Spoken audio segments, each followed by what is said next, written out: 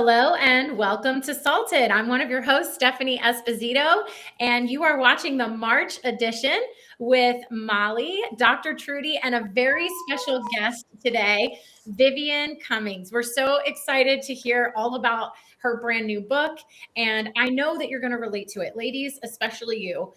This is something that is so near and dear to her heart, and she's been so strong and vulnerable in sharing her story. So we can't wait to bring that to you. But before we really get started, we each are going to share some life updates because each of us really has been hustling and doing our thing. And so, Dr. Trudy, would you tell us a little bit about what you have going on in your life right now? Well, yeah, I'm so thankful to be here. It's so great to see you, Vivian, Molly, and Stephanie. So, yeah, there's just a lot going on. I think that, well, one, I just have to be real. I have been sick for over 10 days with the flu. And so if you catch me coughing or anything, it's because I've had the flu, and it has been no joke this year. And it's run through my whole family. So we've kind of just been laying low, but God obviously is good and is the great healer and the great physician. So anyway, I'm thankful for that. But yeah, I do a lot of counseling and a lot of coaching, which I'm really excited about. I do a lot of speaking here in the Atlanta area to women's groups.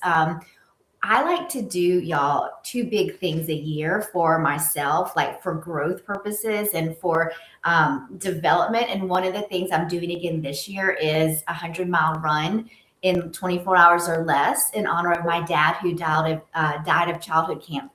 No, my dad didn't die of childhood cancer, but he died of cancer 2 years ago. So I'm raising money on his behalf for childhood cancer. I did it last year, and it took me 32 hours to run the 100 miles. So this year, I'm going to try to beat my goal and do it in 24 hours.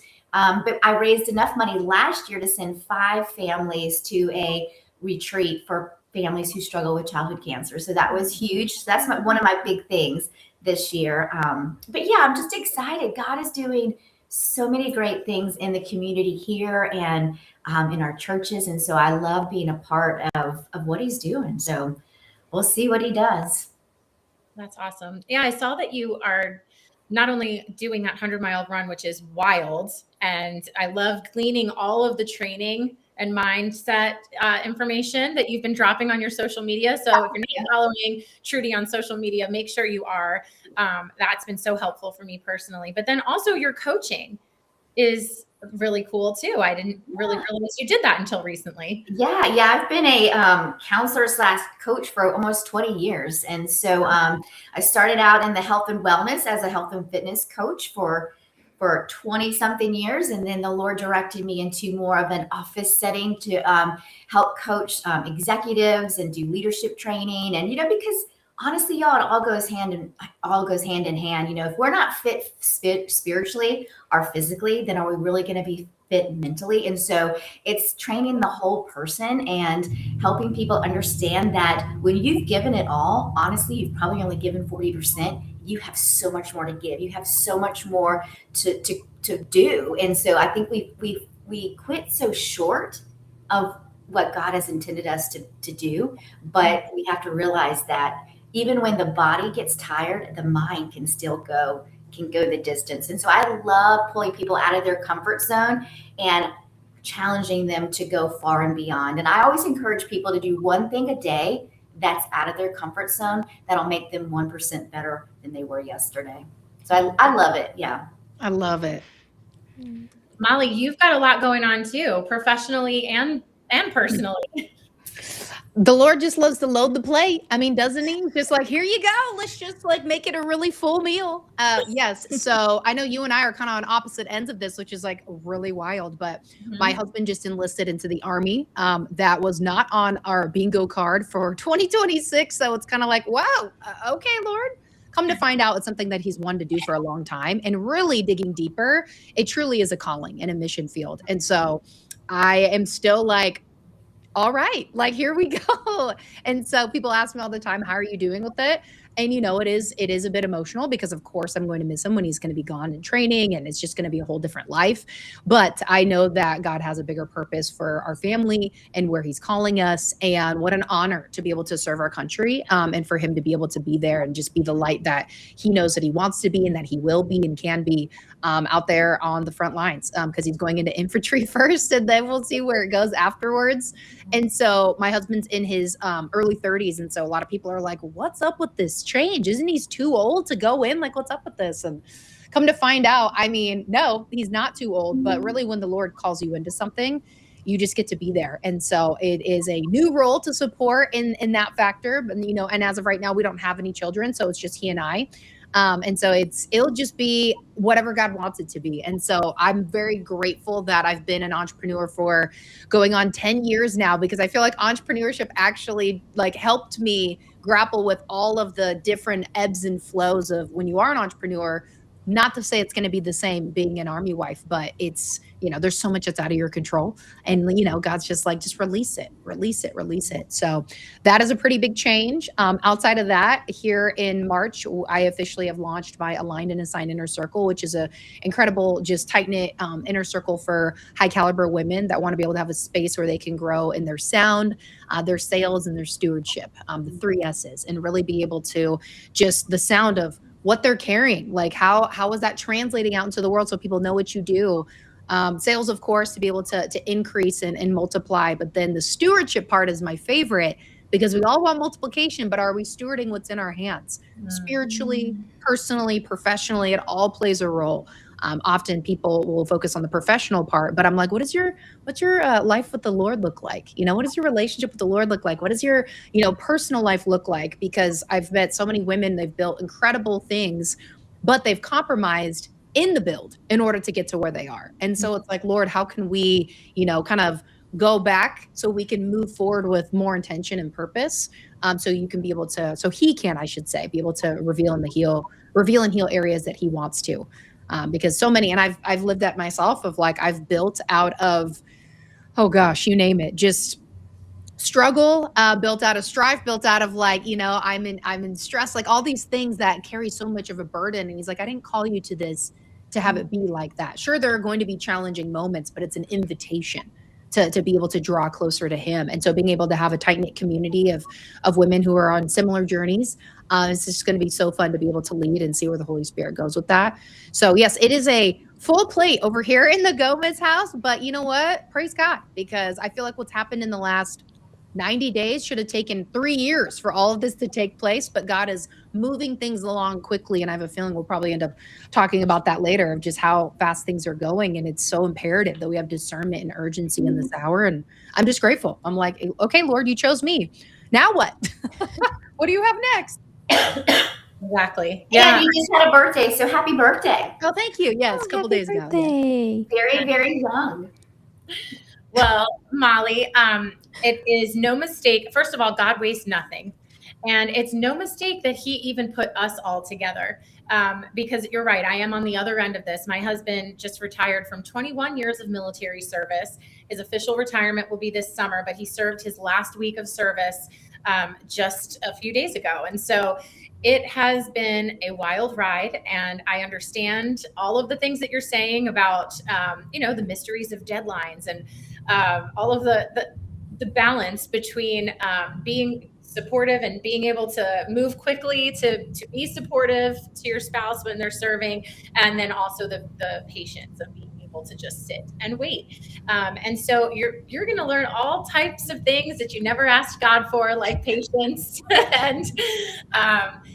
it's going to be a beautiful journey. And thank you for your husband's service. Thank you for your service, even though you are just getting started. And God put us together for a reason, because I am on the other side of what you're about to walk through. And yes. I know what deployments look like. And I know what, being by myself looks like for long periods of time, and kind of single parenting it and all of that. And so I'm here for you. And I know that there's lots of other ladies who are probably watching that are also military spouses. And I think this is going to just be a great community for us to lean on each other and point back to Jesus, and just get better at being who God's called us to be.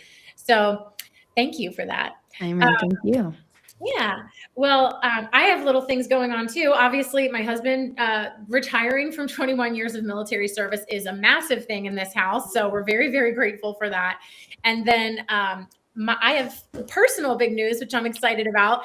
In July, I published a book with Trilogy. TBN Trilogy Publishing called The Covering Spiritual First Aid for Families. And it's a handbook that organizes scripture topically and alphabetically so that you can really look into what God's promises are for you. So if you need peace, you look up peace, there's all the scriptures. And now this month, we are now live on Audible. And so I'm very excited about that. If you'd like to grab a copy of The Covering, use Audible credit for the month and do that. And I'm very, very proud of it. So Yes. yeah. And you should be. You should be so proud and celebrating. It's incredible. Wonderful. Congratulations. I never wanted to be an author, and I certainly never wanted to do the voiceover for my own book. But, you know, delayed obedience is disobedience. And so now that I've done it, I just feel such a relief. And it feels good to be where you know God's called you to be, even though all of the pieces haven't fallen together yet. There's just a peace in doing that. So I hope it's encouraging. And I know that Vivian knows that feeling too.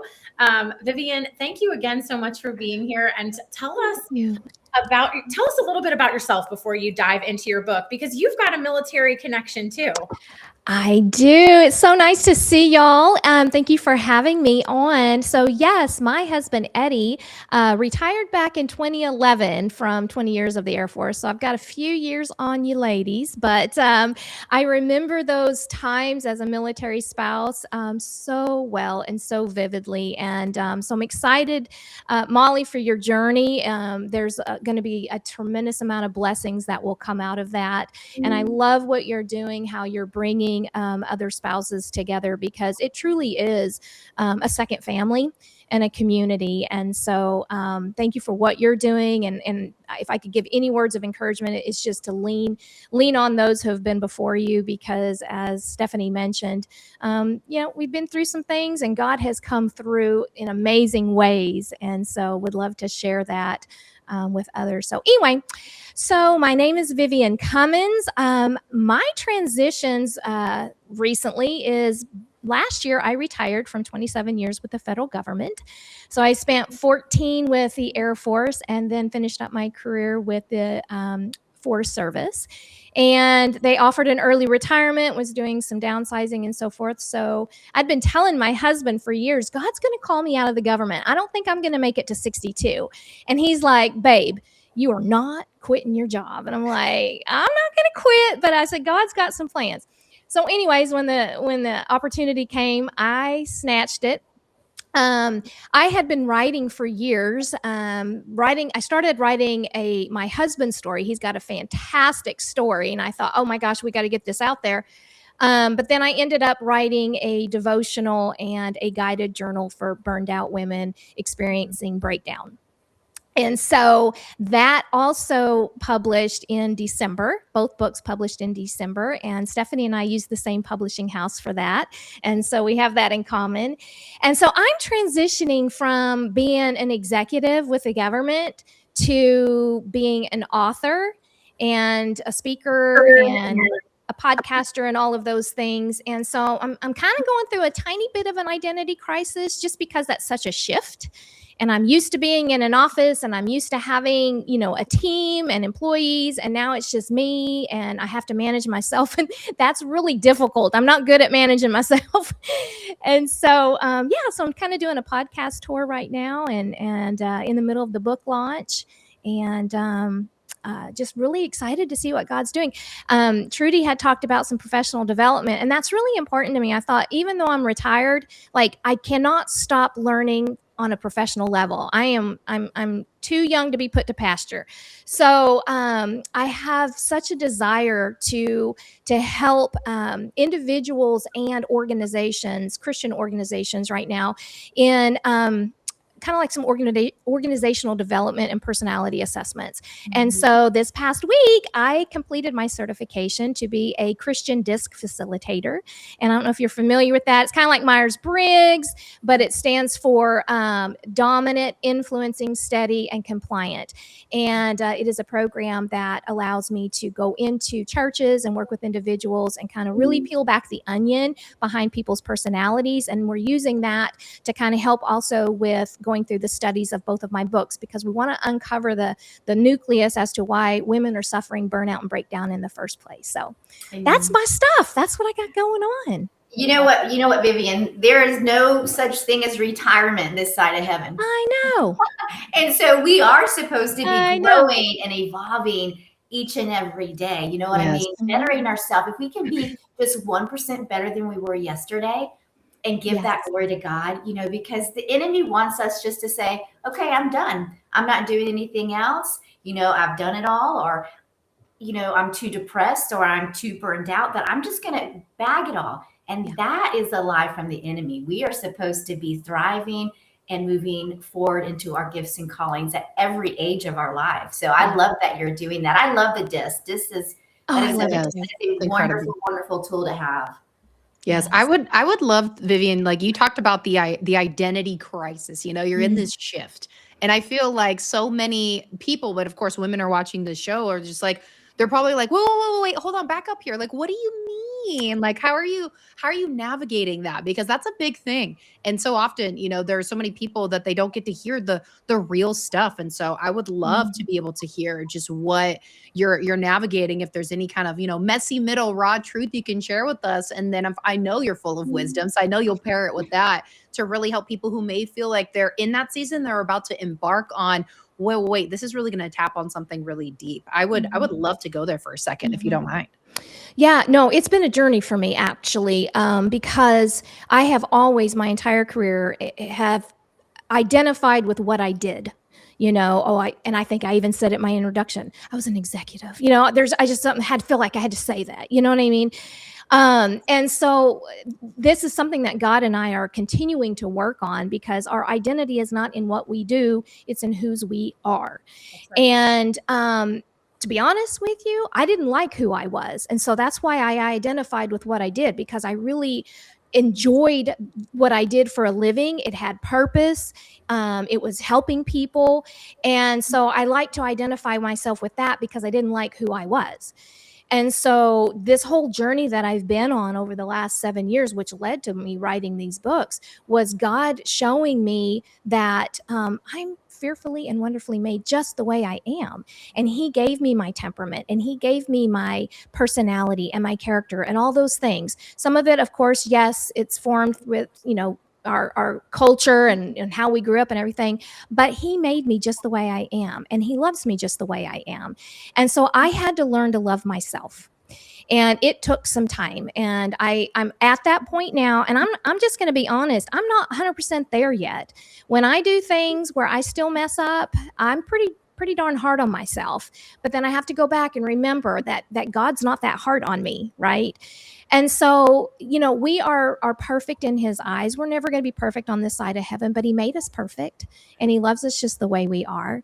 And so now, you know, I'm trying to do better. I'm trying. But when people ask me to tell them about myself, I try not to associate it with what I do. And I know I just did all of that in my introduction. So again, I'm learning.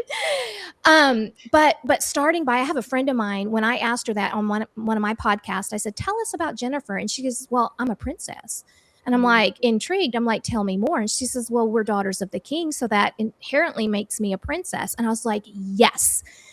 That is exactly how we should be introducing ourselves when we meet somebody, is I'm a princess. I'm a daughter of the king. So that's been my journey. I'm not there yet, but I'm getting there.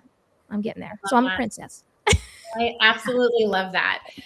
Vivian, you were so vulnerable in writing your book. Could you give us the background to this? Like, why did you decide to write this book? And was there a moment that you knew, I can't ignore the tap on the shoulder from the Lord?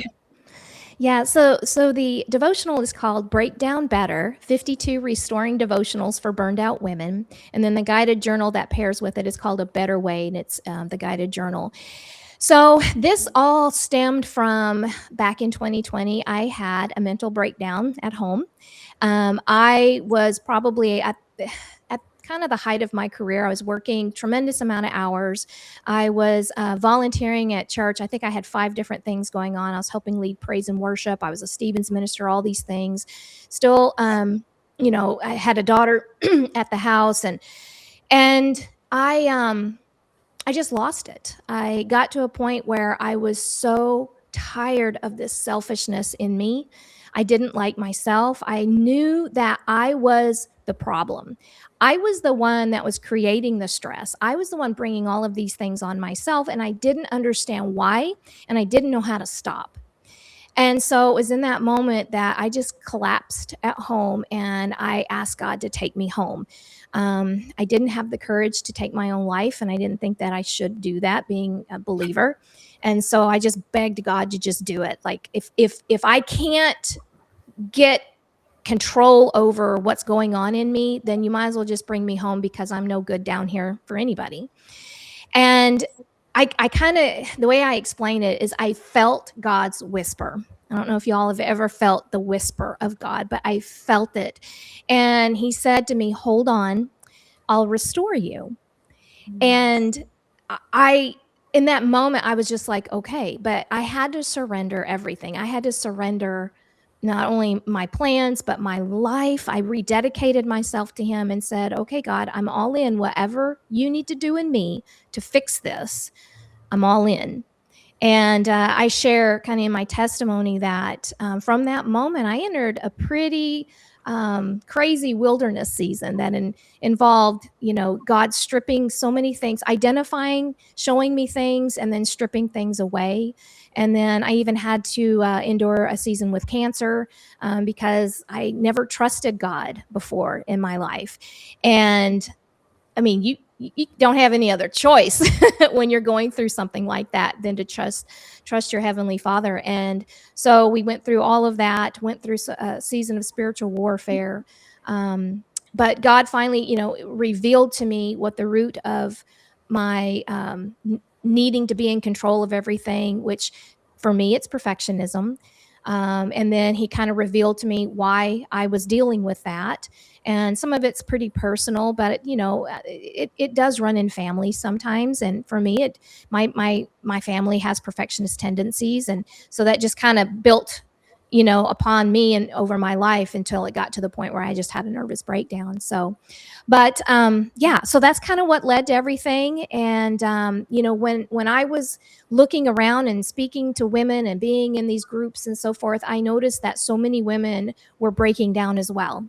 And their situations may have been a little bit different than mine, but the result was the same. And so that's when I started taking everything that I had written in my journals, all the laments and all the things, taking those, and then what God showed me. And basically what he showed me was my life was extremely out of balance. And for it to come back into balance, for it to be restored, to be what my life was originally intended to be, I just needed to do 3 things. And that's put God first in all things, take care of myself, and enjoy the life that he's given me. And so those are the 3 principles that I share with women and that I'm trying to live out in my life.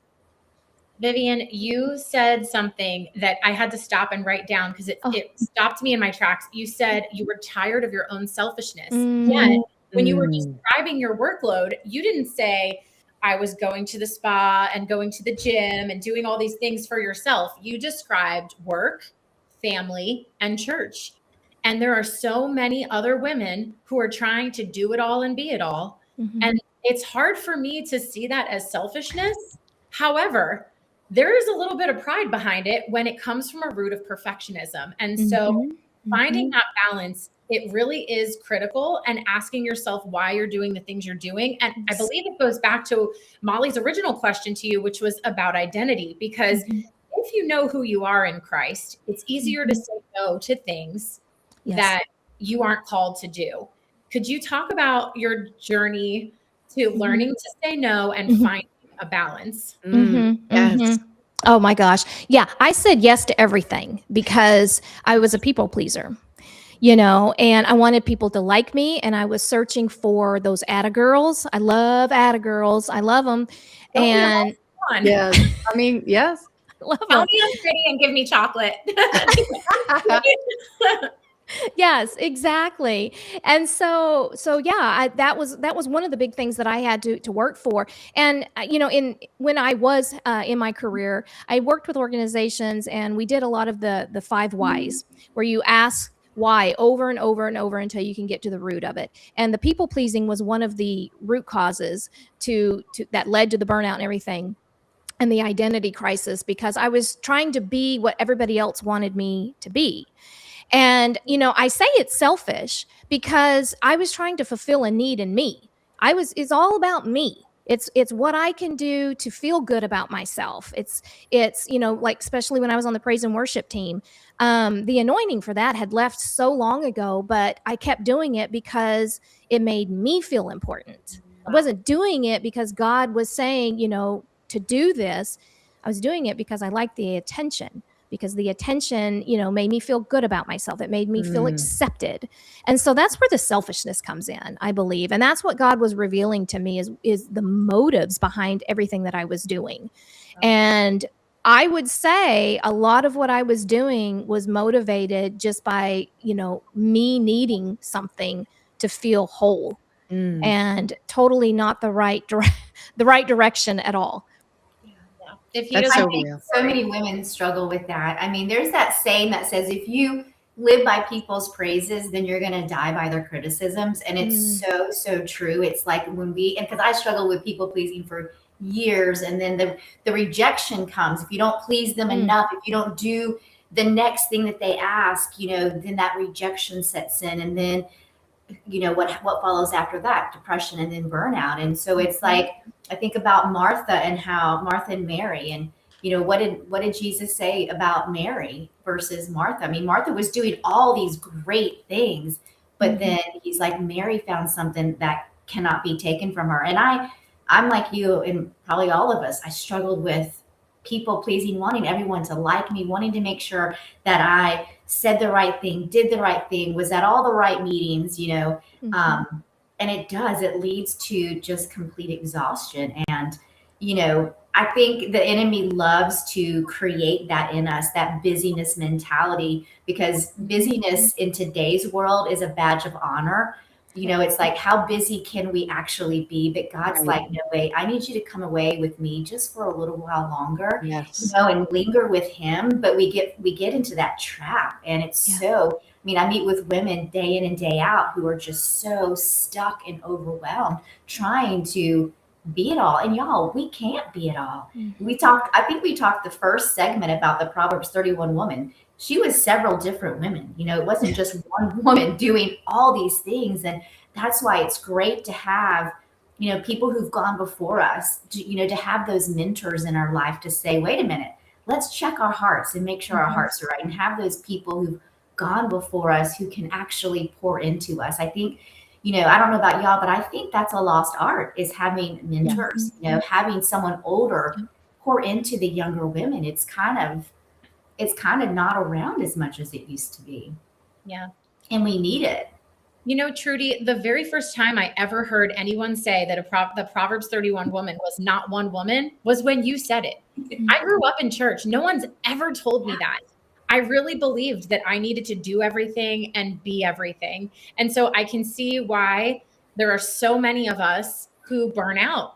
We really are expected, at least in our own minds, to look a certain way, be a certain way, do a certain thing. And so, Vivian, thank you for writing this book. Yes. Thank you for the journal that goes with it, the study guide, because that makes it so that it's not just a read, but it's a challenge for us to apply to our own lives. And so if you could tell us a little bit about where we could find the book, and then for the rest of our viewers, stay with us, because we're going to take a break in just a moment. But Vivian, tell us where we can get your book and the accompanying study guide.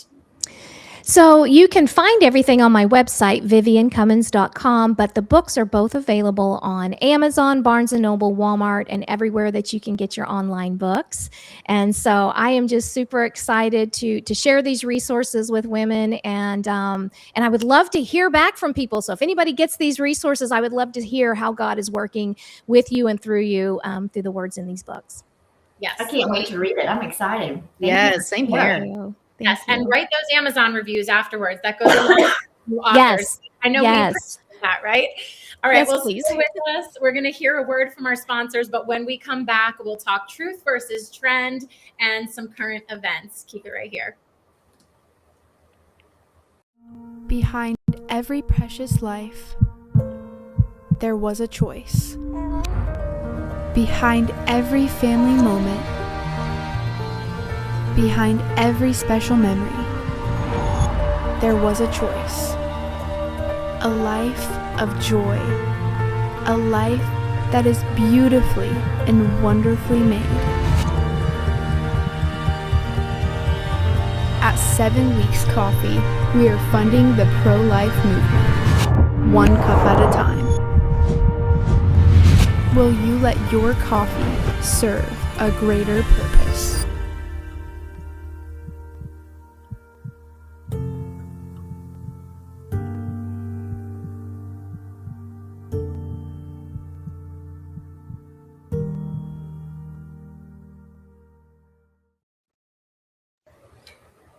All right, welcome back, everyone. Vivian, I just have to say, you're incredible. I absolutely love just the transparency that you just shared with us. And you just go into such raw moments that I know so many women watching this can relate. So I just want to say thank you so much. And now that we're transitioning into truth versus trend, wow, there is so much that is making headlines, so many things that are in the news. And I am sure after kind of reading some of these things that our team has put together, I know all of us here are going to have a few comments to chime in. I'm sure you will at home as well. So let's start with this. Let's start with some health news. Now, the GLP-1 weight loss drug made headlines during the Super Bowl, and now they're not just injectables, they're actually in pill form. I know this is a really hot topic. A lot of people, how can I get my weight checked this year? What's the latest? What's the greatest? And so celebrities like Serena Williams sparked national conversation about health, body image, and the influence of medicine and pop culture. You know, is this more of, and I'd love to hear from you ladies, is this more like of empowerment, pressure? You know, there's so many women that are constantly like, what do I need to do in order to look a certain way? And so I'm curious, like, who wants to go first to kind of chime in on this? Because this is an issue that I feel like every woman face, like all the time, constantly. And so what are y'all's takes on it when celebrities endorse things like this? Oh my gosh. So I have a really funny story. So I was getting a massage a couple of weeks ago. And, you know, massage is supposed to be really quiet and all that kind of. So in the next room, there was a weight loss coach. And there's this new technique out where you stand on it. And she was so loud. She's like, I lost 13 pounds in a week and a half. And, you know, being a former sports nutritionist, coach, all that, I was like, there is no way you can actually lose that much weight. And if you did, it's not healthy and you're going to get it back 10 times more. Like it's just going to happen. That's just the way the body works. So the massage therapist and I were just laughing and talking. And she said, she goes, you know, I have massaged people who have been on the pills and the injectables. And she's like, their body does not feel normal anymore. Their ligaments, their muscles, it's just from the inside out, it doesn't feel healthy. So I've never been one for quick weight loss. I've never been one for a quick pill. It's get out and walk for 20 minutes. Watch what you're eating. Watch what you're thinking. Yes, some people do have weight issues that they need to see a doctor, but be very mindful, be very cautious, because long-term effects are not what you think they are. And so just listening to this lady in the room and the massage therapist and knowing my background, I just think it's very unhealthy and unwise to do injectables and quick weight loss. It just doesn't work for the long term.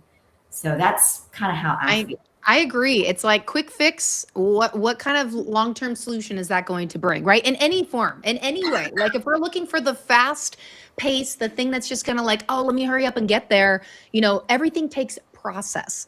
God had a process for literally everything. And so if we think we can skip a process, there's always questions that loom. And then it just goes back to, why are we doing it? Have we tried absolutely everything? Have we tried doing the things that our body actually needs, or there's more water, or, eating healthy or exercising and doing certain things?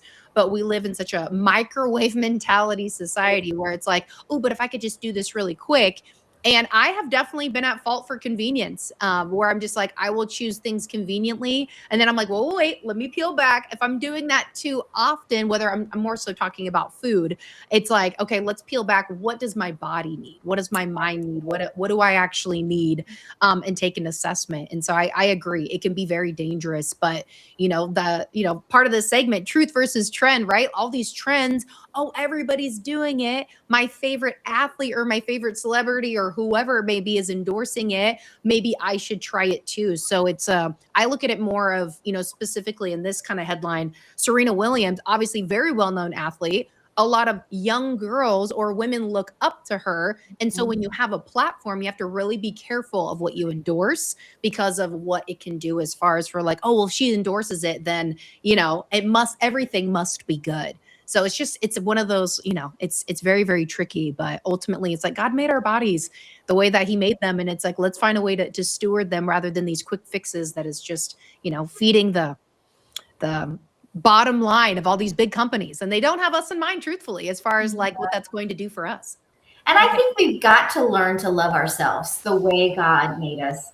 I think, Vivian, your friend who was on and said, I'm a princess. Well, not trained my little girl, but I've taught my little girl who is 10 now to look in the mirror and say, I am the righteousness of Christ. I am pretty. Like it goes against the world, but we are, daughters of the King, and we house the Holy Spirit. So we've got to make sure we're taking care of our temple. But I do know, Molly, a lot of people who are taking the injectables, and I have to say they look great. I mean, they really do. But I just think you have to be cautious, and you have to have that discerning spirit of what's good for me and what's not good for me. So I'll be the devil's advocate here. And as a teenager in the 90s, I grew up with the super skinny supermodels and probably a very unhealthy perspective of what my weight should be. And in my mind, I struggled with my weight probably since, before I could drive, because I remember riding my bike to CVS to buy Hydroxycut. And oh boy. Yeah. I used to take diuretics. I have taken everything that's legal to take since I was about 15 years old. Now, wow. I don't know if it's because of that or if it's just all the hormonal perimenopausal things. But I have always felt that I am bigger than I should be. And I've always gone to the doctor's office and stood on the scale, and they've always told me I'm obese. Even though I really have never been technically obese, right. but my body mass index has never matched my height. I have muscular legs and whatever, but the last 2 years I have dove headfirst into weightlifting, and I have to do it 4 to 5 days a week to stay at my ideal weight. And so now that this is not an injectable, because that's a little extreme for me, in pill form, continuing to work out, if someone could take the edge off of how hard I have to work to look so average, I would do it. So I know that may not be the most healthy perspective. I'm just being honest. And I think there's a lot of people that maybe feel the same way. I also think about what this drug was intended for was for diabetic people who are really overweight, like truly obese or morbidly obese. And in that case, if you're on death's door and your organs are taxed, I don't see why you wouldn't try to do something like this that's less invasive than a gastric bypass or something. So I see a place for it. Will it be abused, misused, and put in the hands of people who shouldn't have it? Yeah, and that's really dangerous. Will major companies benefit? Probably. And that is frustrating and upsetting to me. But I do, it's America. And so we kind of have freedom. We do. And you know what, Stephanie, you look great. And I do. That if you are diabetic and you are struggling under doctor's care and supervision, absolutely. When I was a trainer, people would come in who had just popped a hydroxycut pill in their mouth, and their heart rate would spike Yeah. so high that I would send them home. I'm like, I'm not letting you have a heart attack on my watch while we're working out. So you go do that on your own time, but don't come into my gym and take something that's going to spike your heart rate up more so than it should be just by work, just by doing leg extensions. And so I saw the other side of it that was just so healthy. And believe me, I struggled probably like most women with body image. I mean, crazy overweight when I was a child. Like, I got made fun of because I was so overweight. They would call me, I think I told you this, Stephanie. They would say, "Oh, here comes wide load." Like, I was big and I got made fun of. And so there, I understand that side of it, but I understand like the health side of it too. And I just think everyone should proceed with caution, Yes. That's a really great way to like proceed with caution. Why are we doing it? People will abuse any good thing or bad thing, right? So it's like, it's having that discernment as to why we're doing it. So I love it. I always love, like, if there's always a topic, like there's always usually one of us. It's like, well, I'm going to be the other odd man out, here we go. But that's what makes this so fun is like, we have these different perspectives, which is so powerful. And obviously, this can be a very sensitive topic because our image and how we feel about ourselves and how we look, we're just trying to find answers of something that can work for us. And so, yeah, I think this is definitely a topic that we could probably talk about literally every single show. But I have a couple more things that I want to be able to dive in, because I know one of the topics as we end the show is going to be super powerful as we dive into the topic of AI. But before we do, we get to have a little moment of praise. We just got done with the Winter Olympics and for women's sports. And I love it. Growing up as an athlete, playing volleyball through college, it's so incredible when you see these women that, I mean, their life's mission basically is to train to get on the biggest stage in the world. And specifically here at the Milan Winter Olympics, Milan Cortina, Team USA turned heads with historic performances with the alpine skiing star Michaela Sherfin. She won third Olympic gold in women's slalom. I'm probably butchering that, but you know what I'm saying. This is a first for an American skier. This is really, really huge. The U.S. also captured the first ever cross-country team sprint medal with silver from Ben Ogden and Gus Schumacher. So it's amazing to be able to see these athletes, whether they're men or women, be able to put themselves on stage. And I know hockey was a really big thing too for men and women to be able to beat Canada, because hockey is literally like the sport of Canada. And hearing some of those interviews just afterwards, especially on the women's side, is just incredible. It just shows people like, look, when you dedicate and you focus, you never know what can happen, but go for it anyways. Because how many losses did they have to go through? How many injuries did they have to go through in order to get to that point? But it just shows that resiliency of, you know what, I have my mind set on something and I want to go after it. So switching gears just a little bit, talking about, we're going to go from the human mind to the artificial intelligence mind. I know this is a really big topic for so many people when it comes to AI. And AI is everywhere in all areas of our life. It's no longer just science fiction, something that you might see in a movie, you might read about that, like, this is one day it will come. It is here. And new tools like Claude, ChatGPT, they have just powered so many different areas of our life, making life easier. But also, there are many moments, and we'll weigh in on this personally. I think it can turn off the human brain when you abuse it. Kind of back to what we were talking earlier. Yeah. Things can be great in moderation, but if you abuse it, it actually takes away part of the way that we were created. So, Trudy, I know this was a big topic that you wanted to be able to splash into when it comes to AI, because it's a big one. And as we're kind of wrapping up the last 15 minutes or so of the show, I know all of us have opinions. So kick us off. No.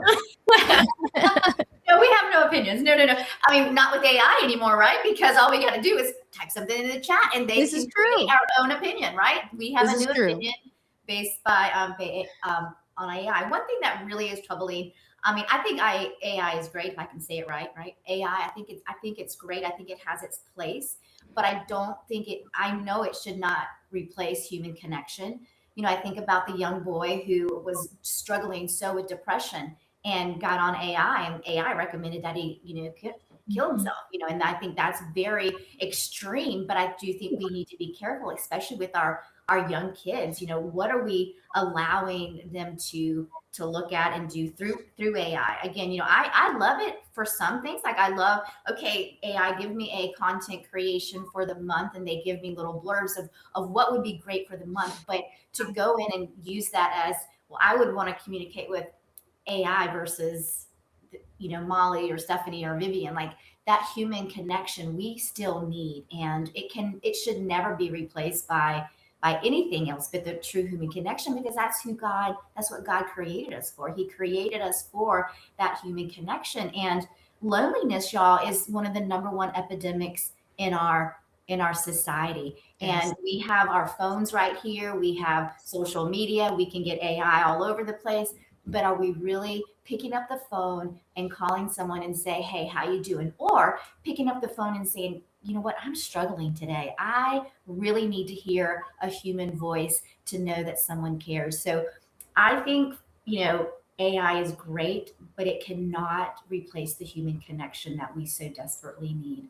Do you really trust it? I mean, my cousin telling me that she will type in arguments that she's having with her husband, and then it'll tell her what to say. I'm like, no, I'm sorry. I'm not giving it medical information. I'm not giving my mental health insights or what's going on in this household. So I love it for like proofreading and things like that. I have serious concerns about how it'll impact education, because I already see my daughter's a junior going into her senior year of high school, taking college courses and using it to proofread papers. But the teachers will run every paper through an AI detector now, to make sure that the kids aren't just asking AI for a paper. But still, there's ways to use it that it really cuts off the human brain and critical thinking. Yeah. I see it in this generation. If you don't have the common sense to know when to make a left-hand turn at a stoplight because you have to ask AI everything, then how's it going to dumb down America? Like, that's the last thing we need. So I have concerns about that. And then I have concerns how it would impact us spiritually, because I see so many pastors online pastors posting the same stuff. And I'm like, dude, you put in the same prompt that your buddy did, and now everybody's getting the same. It's like the AP wire when you work in news. Everybody's copy paste. I don't want that. Yes. That makes me nervous. So Vivian, what about you? Oh my gosh, y'all, I'm dealing with it. I am so on the fence on this, because it's in the words. It's artificial. Artificial. It's not real. And so with that's the part that's really bothering me, is that it's telling me what to say or how to feel or what to think. And it does take away the human aspect, and that's not God's intention. And so I use it in writing. I'm going to be one of the first ones to say it. And I've been through so many Christian writing classes and workshops where people are on the fence there too. They're like, don't use it. But then I use it as an editor. That's my thing. I can either like throw in a chapter and say, help me say this better, get the grammar right, things like that. I'd rather do that than pay an editor. You know what I mean? I'll let the editor review it when it comes close to publishing, but it helps me write. But there's a lot of authors out there who are throwing in a couple of prompts and letting it write a book for them. And that's deception. Yes. And so the artificial part of it and the deception part of it has red flags up for me all over the place. You go to social media, you don't even know what pictures are real anymore. And that part really worries me as well, because, we live in a country where you're innocent until proven guilty. And with artificial intelligence, it's almost like that's going to be reversed. How in the world am I going to prove that that's not me? As we continue to grow in artificial intelligence and things get better and better in that field, how am I going to prove that if I don't have an alibi, how am I going to prove that that wasn't me? So those things really scare me, and it feels end time-ish to me. But I do think that we can use it for certain things like, prompts and things like that. But I feel a little weird about it. I'm weirded out. I'm just going to be honest. That's real. That's real. I know in my line of coaching, of helping people really craft their story, the amount of times I have to be like, like, don't log into your chat GPT because they will. And they're trying to discover their voice and they'll log into chat GPT. And I'm like, I know exactly where this came from. And I was like, if you want to pay me to just grade your chat GPT story, like that's on you. But I know this is not why we're here. And then it allows me to actually dig deeper into what their fears are of like, you know, why can't they share their story and why do they feel like they have to ask this tool and all those things. So it's crazy. It's like people will pay me to help them craft their story and their messaging and their sound, and they go spend, like, it's free. ChatGPT is free, and then they're asking it. And it's like, it's just an invitation of, yes, we have these resources, but just because we have them, do we use them all the time? I'll give ChatGPT a ton of information. And I'm like, hey, put this in a certain format. Here's a framework. Like, help me flush this out. Like, I'm giving it all the things, but it's cutting down the, like, you know, just the nooks and crannies of like how to like put it together and make it look nice. And so for that, it saved a lot of time. But Vivian, you said something so powerful that I'm like, I'm absolutely appalled at the especially people who are building personal brands when they are doing like AI photos and videos. And the reason is we already have a trust issue. And yet you can't go hire a photographer to take a photo and use their gift. Yes, I know it takes time and it's cost effective, but if you want to shortchange the real feeling behind a photo or a video or whatnot, because you want some clicks or views, then you've lost it. You've lost my respect. Not totally, but like for the most part of like, and I have a lot of friends that do it. Even I have family members that do it. I want to be careful where I tread here, but it's like, I will never. They're like, you should use this. This looks great. I'm like, I feel nothing when I see this, and you're actually doing yourself more harm than good. And it makes people like it. That's why I even said in the beginning, like, we have to increase in discernment in this hour of like, what's real, what's fake. If it's too good to be true, is it, you know, Lord, show me. And there's some stuff out there that looks really real, but it's like, we're missing the point. We're more connected than ever, but with this, we're more disconnected because we're allowing things to think for us, which reminds me of when the pandemic started. I was a bit of a rebel. I was so against like I'm just like, whatever. Like, I see the programming all over the place. Not to say that it wasn't real and people didn't, you know, get sick and things happen. Not to say that, but the silencing part drove me up the wall. I bought this shirt that said, "Think why it's still legal." And I'm so sad that it's gone because I wore that thing out. I wore it everywhere. And I'd wear it to the grocery store. People would like, what are you, like, who do you think you are? I'm like, I mean, it must stink. You're not thinking for yourself. Same thing with AI. I wish I had it because I'd be like, I just tap like a little patch here being like, AI, you know, think why it's still legal. Like, you know, because people eventually, you know, like your voice will be taken away and you wish you did use it. And so it's those things of proceeding with caution. We have a tool, like social media is a great tool, but when abused and when not used correctly, it can literally wreak havoc in your life and it can take things from you. And so it's, I mean, like Trudy, you said, like when it comes to like school, like how children are schooled, the access people have, teachers now having to have AI training for like homework. I mean, it just gets a little crazy, but you know, we get to, you know, as parents or adults have discernment in this hour of, okay, when's enough?